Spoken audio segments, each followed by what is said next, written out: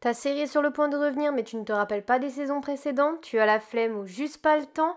Bienvenue sur le récap série film et aujourd'hui c'est Gen V saison 1. Alors accroche-toi bien, c'est parti. Il y a 8 ans, E-Train devint le premier homme noir à intégrer les Seven. La famille Moreau regarde l'annonce à la télévision quand soudainement Marie l'aînée ne se sent pas bien. Elle se rend dans la salle de bain et découvre qu'elle est indisposée pour la première fois. Elle découvre également un pouvoir, celui de contrôler le sang. Elle tue accidentellement ses parents dans la panique.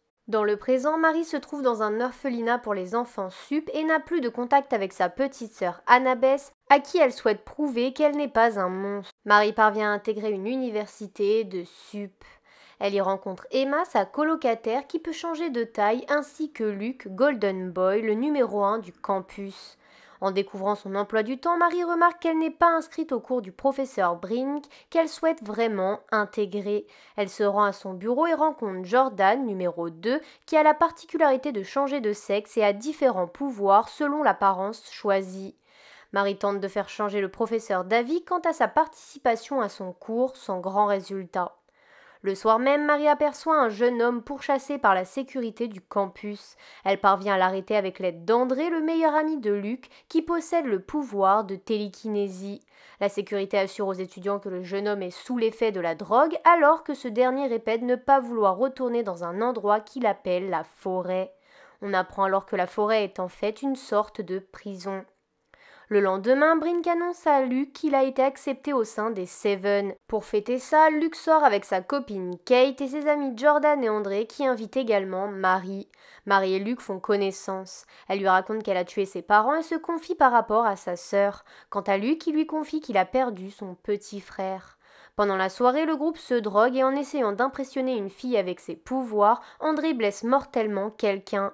Marie parvient à sauver la personne. Pendant ce temps, on découvre qu'Emma vomit pour rapetisser.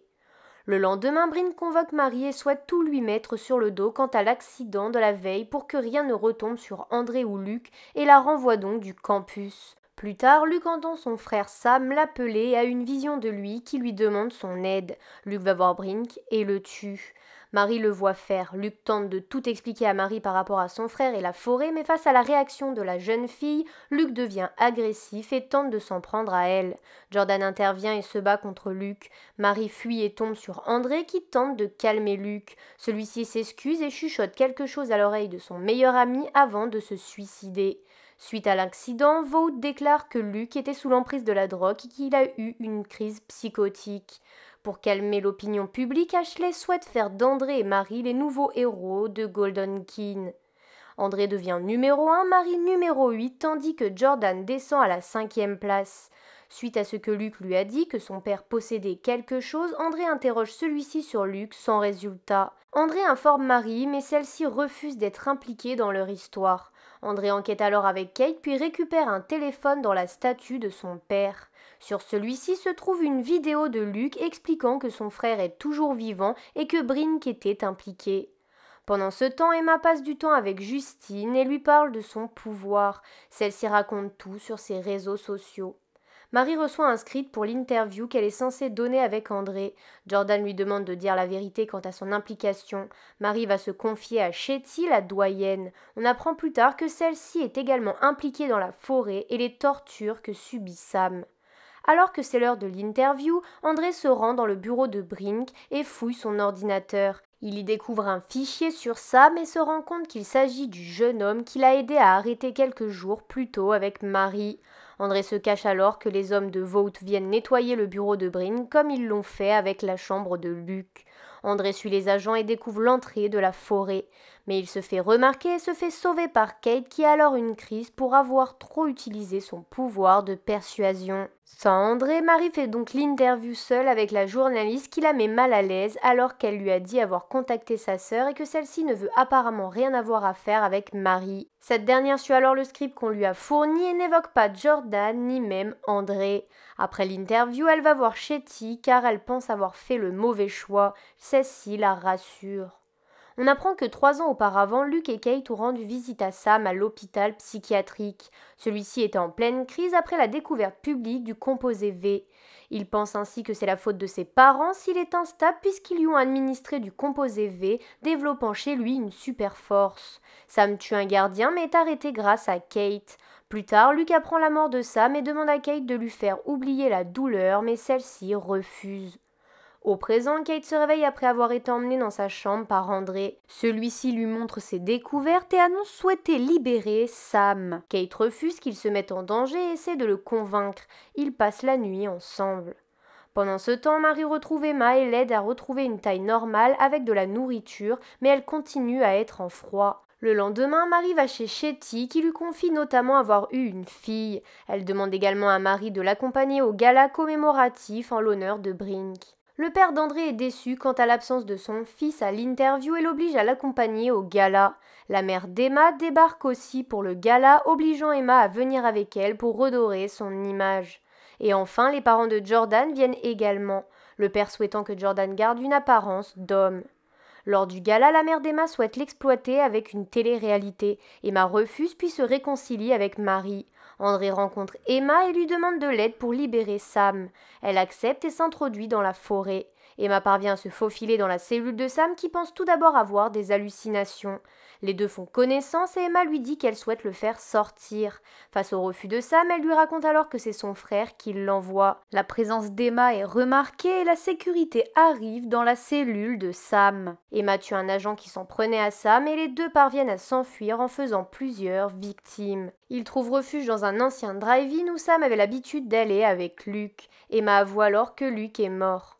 Entre-temps, André découvre que son père est au courant pour la forêt et Marie sympathise avec Jordan et Kate. Cette dernière raconte comment elle a découvert son pouvoir en persuadant son petit frère de disparaître lors d'un camping. André met ses amis au courant pour Emma et ils partent à sa recherche. En trouvant le tracker d'Emma, Jordan et Kate refusent d'être plus impliqués dans cette histoire. Le lendemain, Take Knight arrive sur le campus pour enquêter sur la mort de Luke et Brink. Il va voir Shetty, lui révèle avoir été envoyé pour étouffer l'affaire et trouver un bouc émissaire. Marie, elle, va voir Rufus, un étudiant qui aurait les pouvoirs d'un médium, afin de retrouver Emma. Mais Rufus la fait perdre connaissance et l'emmène. Lorsque Marie reprend connaissance, elle parvient à se défendre grâce à la distraction de Jordan qui les avait aperçus et est venu l'aider. Jordan, André et Kate se font interviewer par Tech qui découvre que Kate et André sont ensemble tandis que Shetty interroge Marie sur Emma après avoir trouvé une chaussure miniature dans la cellule de Sam. Pendant ce temps, Sam a des hallucinations. Emma tente de le calmer mais le jeune homme s'enfuit. Emma retrouve Marie et Jordan alors que les deux s'embrassaient et leur demande leur aide puisqu'elle pense que Sam est parti s'en prendre au docteur Cardoza qui le torturait dans la forêt. Il retrouve Sam chez le docteur en pleine crise. Il tente de le maîtriser. Emma devient même géante, mais d'un coup, tout devient noir. Entre-temps, Tech choisit de tout mettre sur le dos de Shetty, mais celle-ci découvre ses secrets et lui fait du chantage. Il se voit alors obligé de mettre fin à l'enquête. Marie se réveille dans un lit avec Jordan après avoir apparemment passé plusieurs jours à faire la fête. Ni elle ni les autres se souviennent de quoi que ce soit et quand Sam tente de parler avec Emma, personne ne le reconnaît. Marie pense que Rufus est responsable de leur amnésie. Kate leur raconte alors comment il a utilisé ses pouvoirs sur elle pour profiter d'elle. André part à la recherche de Rufus, mais celui-ci lui fait encore perdre la mémoire. Jordan et Marie trouvent Rufus en compagnie de Shetty et commencent donc à la soupçonner également. Pendant ce temps, Sam a des hallucinations. Il est retrouvé par des agents de Vought et les tue tous. Et on apprend que le docteur Cardoza développe un virus contre les supers afin de les contrôler. Lorsqu'ils sont atteints, les supers ne peuvent utiliser leur pouvoir. Shetty lui demande de rendre le virus contaminant lorsqu'elle voit qu'il peut tuer. Marie découvre qu'elle a un tracker dans le cou. Elle part prévenir Kate et lui parle aussi de ses soupçons sur Shetty. Kate utilise alors ses pouvoirs pour lui faire oublier. Kate va voir Shetty pour lui avouer qu'elle souhaite arrêter. En même temps, Marie croise Jordan et part à la recherche de Rufus pour des explications tandis qu'Emma retrouve Sam qui lui avoue que c'est Kate la responsable. Emma prévient Marie qui empêche André de s'en prendre à Rufus. Kate avoue alors tout. Emma part alors chercher Sam et Kate fait une crise après avoir trop utilisé ses pouvoirs pour leur rendre leurs souvenirs. Elle fait entrer les autres dans sa tête où il voit certains de ses souvenirs. Il la voit se faire jeter par sa mère après la disparition de son frère. Il voit Shetty la prendre sous son aile après des années à avoir été enfermée et crainte par sa famille. Elle lui fournit des médicaments pour atténuer ses pouvoirs. Il voit également sa rencontre avec Luke, que celui-ci était dopé avec le sang de son frère et il assiste à certains de leurs propres souvenirs, comme lorsque Jordan a aidé Brynn à maîtriser Luke ou lorsque Annabeth accusait Marie d'être une meurtrière. Et on apprend également que Kate trompait déjà Luke avec André. Ils parviennent à trouver Kate qui refuse de se réveiller. André la convainc de faire face et ils reprennent tous connaissance alors que Sam et Emma arrivent après avoir passé du temps ensemble. Kate avoue alors que Shetty dirige la forêt. Jordan et Marie partent enquêter pour trouver une preuve et parler de l'affaire à Newman qui sera sur le campus. Les deux découvrent que l'avion qui a craché suite à l'intervention du Homelander avait à son bord le mari et la fille de Shetty.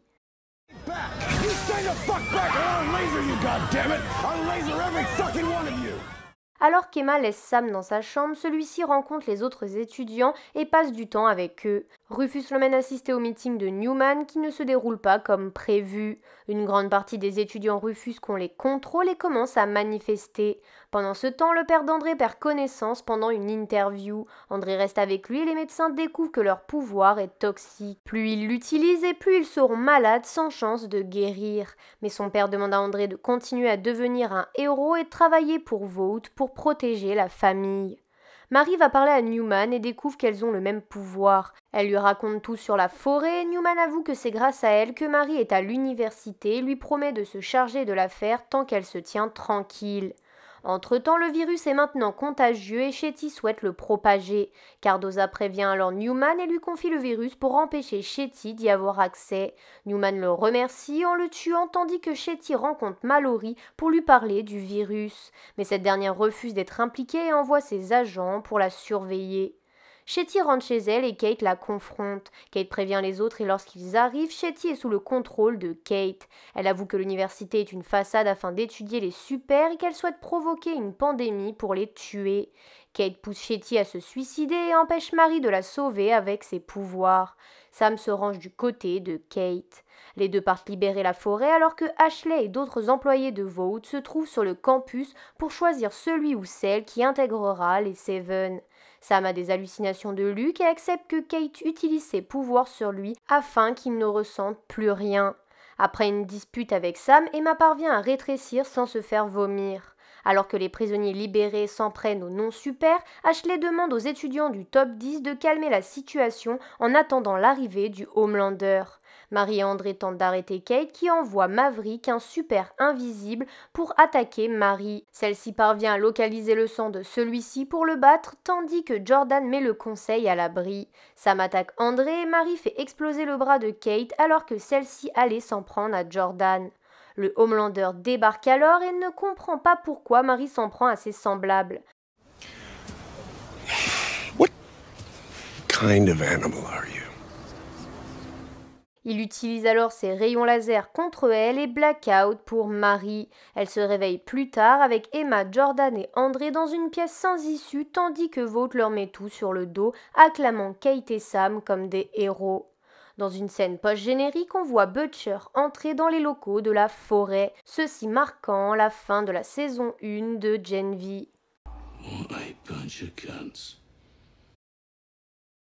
Et voilà, la vidéo est terminée, j'espère que ça t'a plu et aidé. N'hésite pas à lâcher un pouce en l'air ou à t'abonner si le concept te plaît. En tout cas, on se retrouve une prochaine fois pour une autre vidéo. À plus!